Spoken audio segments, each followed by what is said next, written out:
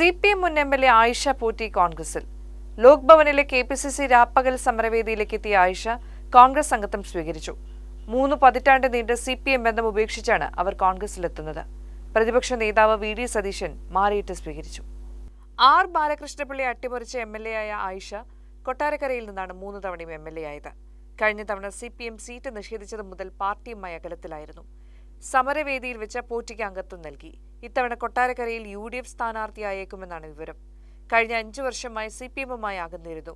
3 തവണ കൊട്ടാരക്കരയിൽ നിന്നും MLA ആയിട്ടുണ്ട്. തന്റെ പ്രസ്ഥാനം തന്നെ ഒരുപാട് വിഷമിപ്പിച്ചെന്ന് അവർ കോൺഗ്രസ് വേദിയിൽ സംസാരത്തിനിടെ പറഞ്ഞു.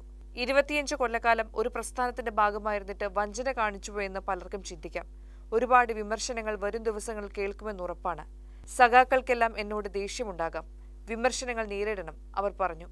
എന്റെ നാടാണ് എന്നെ വളർത്തിയത്. സത്യസന്ധമായ ആളുകളുമായി ഇടപെടണം. ഞാനൊരു അധികാരമോഹിയല്ല. ആരെയും കുറ്റപ്പെടുത്താൻ എനിക്ക് സാധിക്കില്ല.